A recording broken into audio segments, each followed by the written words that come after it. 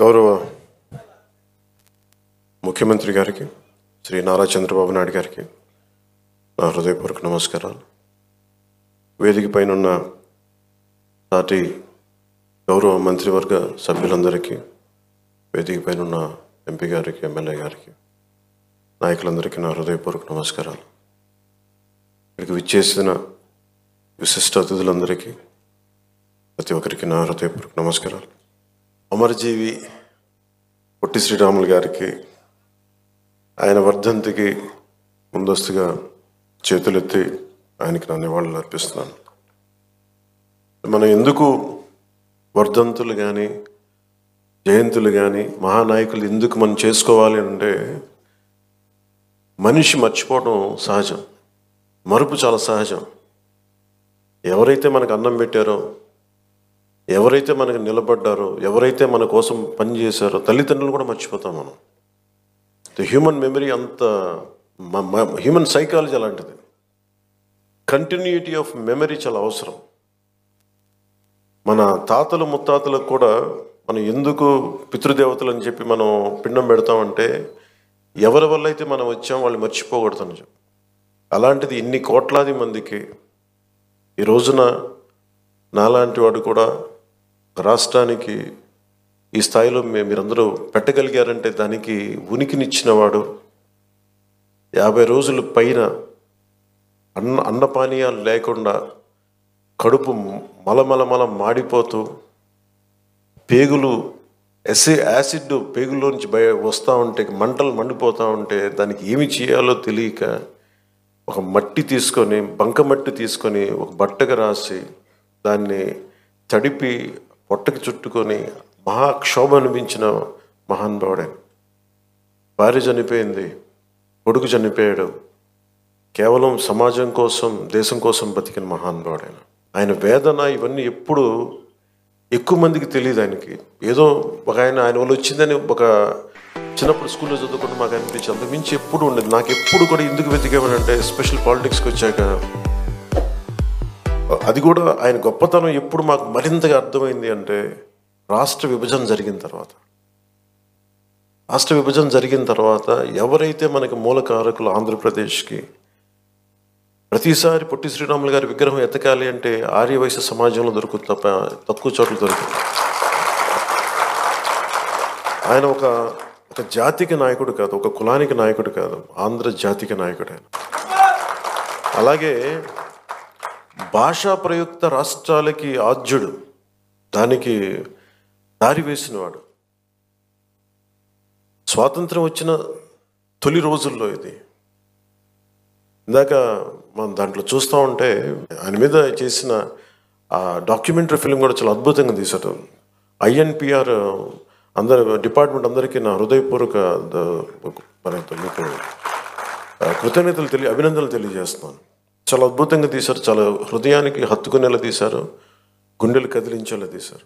స్వాతంత్రం వచ్చిన కొత్తలో ఎలా ఉందంటే దేశం, ఇది నేను వీటి మీద హిస్టరీ బుక్స్ చదువుతూ ఉంటే, నెహ్రూ గారు ఒకవైపు పాకిస్తాను, భారతదేశం అఖండ భారతం 2 ముక్కలుగా విడిపోతుంటే, మత ప్రాతిపాదికన ముస్లింలు మేము వెళ్ళిపోతామని చెప్పి చిన్న నాయకత్వంలో పాకిస్తాన్ వెళ్ళిపోతుంటే, మన అన్ని మతాలు ఒకటి అని మనం పట్టుకుంటే, అలాంటి సమయంలోనే నెహ్రూ గారి థాట్ ప్రాసెస్ ఎలా ఉండిందంటే, ఆయన చదువుతూ ఉంటే ఆయన ఒకవైపు నరికేస్తూ ఉన్నారు పాకిస్తాన్లో హిందువుల్ని. అలాంటి సమయంలో ఇంకొక మూల మన ఉమ్మడి మద్రాసు రాష్ట్రంలో చాలా వివక్ష అనుభవిస్తూ, అవమానాలు భరిస్తూ, తెలుగు వారికి గుర్తింపు లేదు. అలాంటి సమయంలో తెలుగు ఉనికి కోసం, ఆంధ్రలో ఉనికి కోసం ఒక రాష్ట్రాన్ని ఏర్పాటు చేసుకునే క్రమంలో పొట్టి శ్రీరాములు గారు ప్రాణం పోవటం, ఇవన్నీ దేశాన్ని కదిలించేసి ముందు ఏం పెద్ద జరగదు అనుకున్నారు.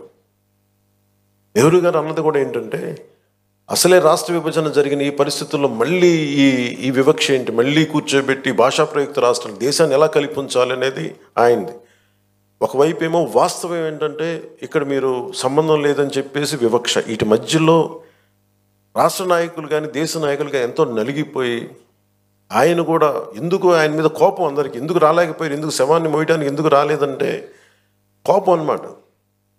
ఆయన వదిలేస్తే కొద్దిమంది ఘంటసాల గారు లాంటి పెద్దలు కానీ వీళ్ళందరూ వచ్చి అంటే నలుగురు మన రాష్ట్రం కోసం ఏర్పడిన వ్యక్తికి శవాన్ని మోయడానికి పాడి మోయడానికి నలుగురు కూడా కనా కష్టాలు పడాల్సి వచ్చిందంటే నిజంగా అది గుండె కదిలించేసింది. అలాంటిది మనం ఈయన మన గుండెల్లో పెట్టుకోవాల్సిన మహానుభావులైన ఈ రోజున ఆంధ్రులు అని చెప్పుకుంటున్నాం అంటే ఆయన బలిదానమే మనల్ని ఇక్కడ నించోబెట్టింది. నాకు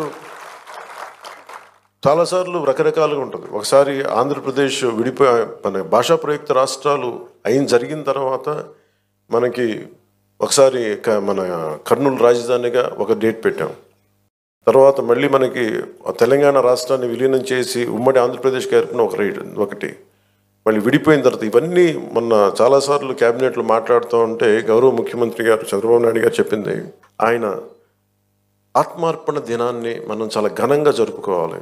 ఇంకా సమయం లేక ఇక్కడ మన తుమ్మలపల్లి కళాక్షేత్రం జరుపుకోవాల్సి వచ్చింది. లేదంటే ముఖ్యమంత్రి గారి మనసులో చాలా భారీగా ఇదో జరుపుకోవాలి, సరిపోవట్లేదు, ఒక్కసారికి ఇలా చేద్దాం కానీ తర్వాత చాలా గొప్పగా చేద్దాం, దీన్ని అందరూ రాష్ట్రం గుర్తుండిపోవాలి. అంటే ఆయన త్యాగం ఈ రోజున మనందరం కూర్చొని ఈ రోజున మన ఆంధ్రులు అని చెప్పుకుంటున్నాం.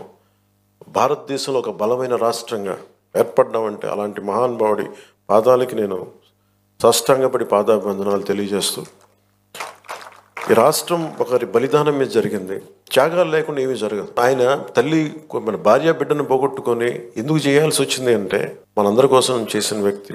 తనను దాటి ఆలోచించేవాడు. తన కుటుంబం కాదు, ఇది నా కుటుంబం అని జగమంతా తన కుటుంబం అనుకున్న మహానుభావుడే. తనను దాటి ఆలోచిస్తేనే మహానాయకుడు అవుతాడు.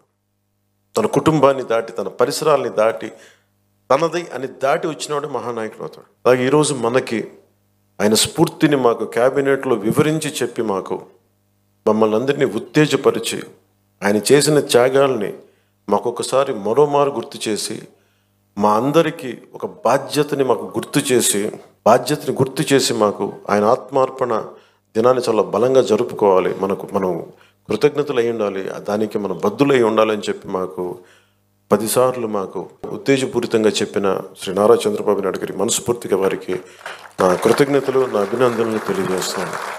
ఎందుకంటే కంటిన్యూటీ ఆఫ్ మెమరీ లేకపోతే ఏమైపోద్దంటే తల్లిదండ్రులు కూడా మర్చిపోతాం మనం. అలాంటిది ఈరోజు ఎందుకు జరుపుకోవాలంటే ప్రతిరోజు మనం గుర్తు పెట్టుకోవాలి.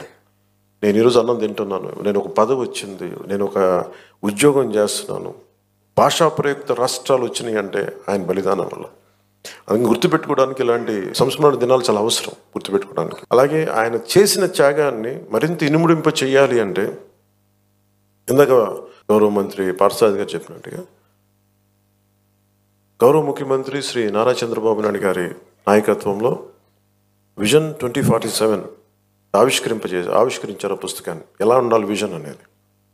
ఆయన ఒక పుట్టి శ్రీరాములు గారు ఒక కలగన్నారు, ఆంధ్రులకి ఒక ప్రత్యేక రాష్ట్రం కావాలని. నందమూరి తారక రామారావు గారు తెలుగు ప్రజలను ఎప్పుడు కూడా మద్రాసులు అంటే నేను తెలుగువాడిని సగర్వంగా చెప్పి, తెలుగువాడు కాలరెగరేసుకున్న తెలంగాణలో ఉన్న ఎక్కడున్నా సరే మాకంటూ ఒక ఉనికి ఉందని ఆత్మగౌరవాన్ని చాటి చెప్పిన మహానుభావులు శ్రీ ఎన్టీ రామారావు గారు.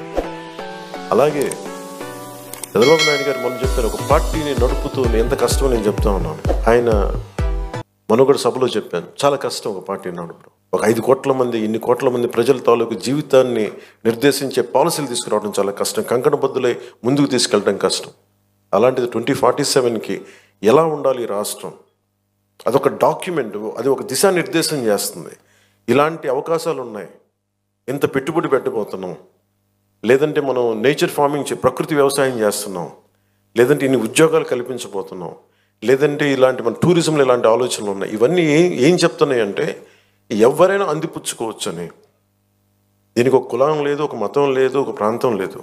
ఏ జిల్లాలైనా సరే, మనకున్న 26 జిల్లాల్లో కూడా కులానికి, మతానికి, ప్రాంతం లేకుండా ఎవరి సమర్థత ప్రతిభ మీరు పెంపొందించుకుంటే ఈ అభివృద్ధిలో భాగస్వామ్యం కావచ్చని చెప్పేది డాక్యుమెంట్. అది దానికి ఎవరు విమర్శిస్తున్నారని ఎవరన్నా నాకు అనుకుంటే ఇలాగే విమర్శించారు ఆయన.